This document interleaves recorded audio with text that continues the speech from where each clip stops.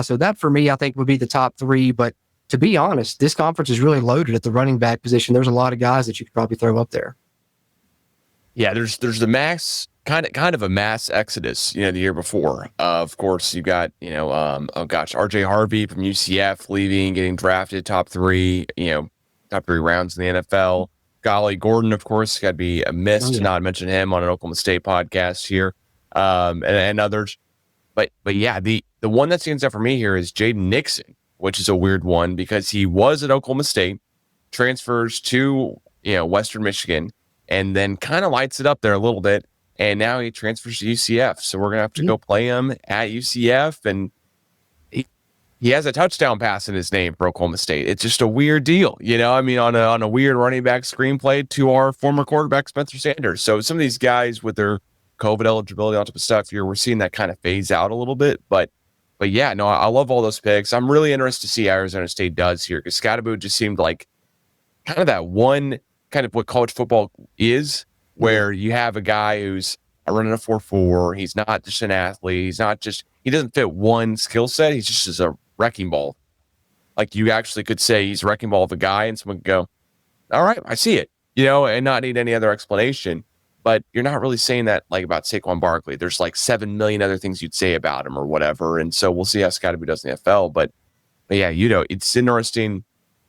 I really think that, to be honest, Dylan Edwards deserves a little bit of hype here just because, he was the backup behind DJ Giddens last year with K-State, and now he gets a little bit more playing time and kind of gets to be the guy there. And he averaged almost 7.5 yards per carry last year for K-State. Granted, not a ton of stuff, but he's able to catch the ball in the backfield too. And with Avery Johnson there, I'm always worried about K-State's running attack. So we'll see how they do. As far as it comes to wide receivers, what do you feel in top three wise for the wide receiver front?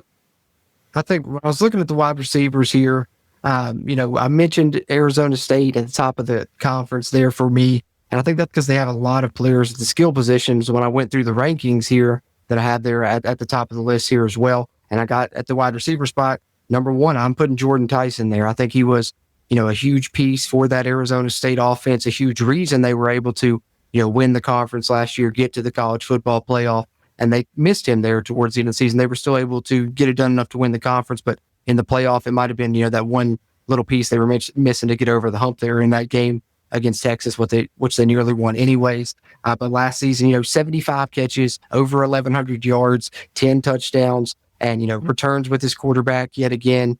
So, you have the great quarterback receiver combo, same coach, Kenny Dillingham. They had success last season, so the confidence should be there as long as the injury is not lingering and affecting him long term. I really like what Jordan Tyson brings to the table. Then I got another Baylor player here. We mentioned their offense a little bit when we were talking about the running backs.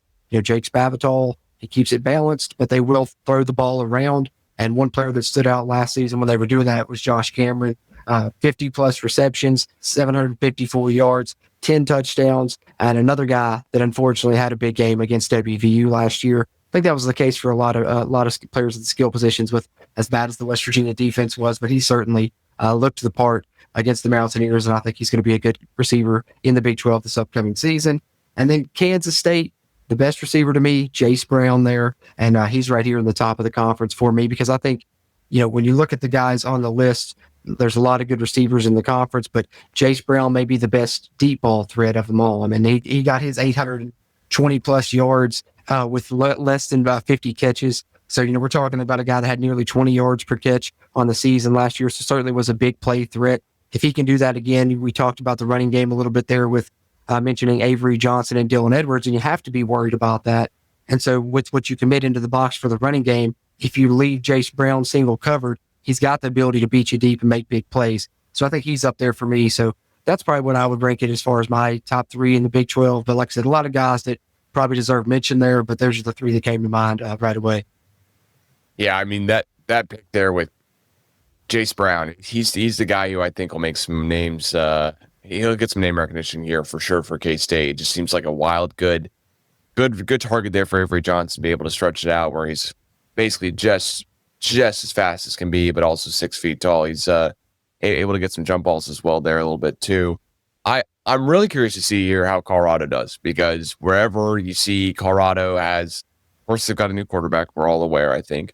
But yeah, they've got to replace Travis Hunter. They got to replace the Heisman Trophy guy. But they're bringing in guys. They immediately they lost everyone, it seems like, from their wide receiver room last year. So, what are they going to do? Instead, they bring in two guys here who are both 4-stars, and Sincere Brown, and then Joseph Williams. So we'll see what they end up doing with both those guys here. And I don't know. Colorado's just the weird one for me. What do you think about Colorado just a team this year? Is there any way we're going to be able to figure out who they are, or halfway into the season even? I mean, their whole team's new, basically, it seems. Yeah, seems like the mystery each year, right? Since Dion's been there, because I know last year they exceeded my expectations and a lot of other people's, I think, as well. And maybe I guess this year will be the kind of the telltale sign. Was that due to the star power that they had with the Travis Hunter, the Heisman winner, and of course Shedeur Sanders, really great player for them as well. Now, as you're talking about, they're replacing those players. Seems like they've done a good job in recruiting, going out getting some big names. They're the big talented quarterback that they brought in. So they've recruited well out of the high school. The receivers we mentioned there, they've recruited well out of the portal also. Caden Salter in, the quarterback from Liberty. Interesting to see who ends up winning the job there at the quarterback spot, I guess, is one thing I'm going to keep an eye on with them. Seems like they're recruiting well. They exceeded expectations last year. If everything on paper, adds up, and then they could potentially be pretty good again this season. We'll see, though, because like you said, it's a lot of turnaround, and maybe they're going to be a little bit younger. They may be doing it with some, high school guys versus only transfers like they've tended to do it in past seasons, although they do have some good transfers on the roster as well. It's definitely a team to keep an eye on this season, maybe one that doesn't get ranked high in the Big 12 preseason poll. That is the one that surprises, that they could be a candidate for, one of those teams that does that, because it seems like there's definitely going to be at least one or two of those every year here in this conference. Yeah, it definitely does. I'm hoping Oklahoma State's one of those teams that, hey, we're able to bounce back after having a rough season and able to remake ourselves year over year. And maybe this is the year that we remake ourselves into much better. But I'm going to hold my breath here on that. I wouldn't be surprised. Last year happened so badly. Yeah.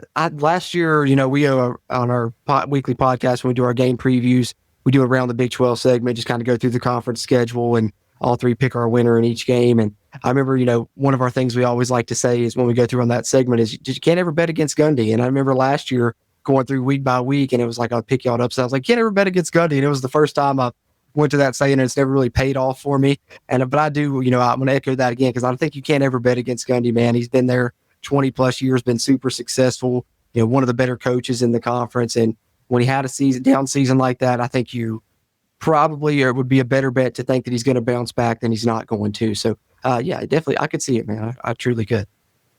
Yeah, I'm definitely hoping it happens. I don't think he currently has a guy on the roster here, which would make the top 3 quarterbacks, which I'll get to here just right now. I'm just a skeptic until I'm a believer here, just with Gundy and Oklahoma State. There's been so many years where it's, hey, this is the promised land, and we're going to be able to push over the hump and go for it. And last year I was totally drinking the orange Kool-Aid, and this year I'm like, you know what? I need to rethink a couple things, because last year just 9 straight losses. We'll do that to you, especially all losses in conference. So with that being said, quarterback wise, is it Sam Leavitt and then everyone else? I mean, the Arizona State quarterback last year, freshman, comes in, wins the conference, of course, has a great coach and great running back behind him. But is it now the Sam Leavitt show in the Big 12?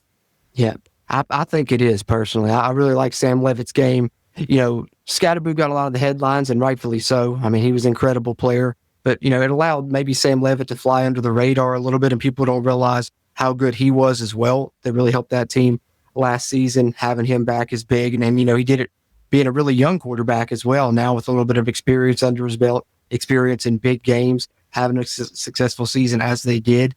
So we're going to see, what he can become. I think it's going to be really fun to watch here in this conference. You look last year, 2,800 yards.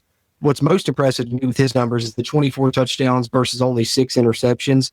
And of course, he added another 400 plus yards with his legs on the ground there. So he can hurt you in multiple ways. A dual threat. And like we said, we talked about my top teams in the conference. Arizona State was there. And I think one of those reasons is not only the success they have last season makes you believe in Kenny Dillingham, but as we've talked about the skill positions now, I've had one of their players in the top 3 of each of the skill positions, and that's always going to lead you to a potential successful season if you got guys that can get it done there. So I think Leavitt's the best in the conference, but I do think, other than that, And, maybe there's some other people that would throw it up there for debate with Levitt, but I think there's a lot of good quarterbacks in this league as well. It was a tough to cut it down to a top 3 for me. I think that, maybe there's a couple of guys that I didn't include on my list that a lot of people would have in theirs.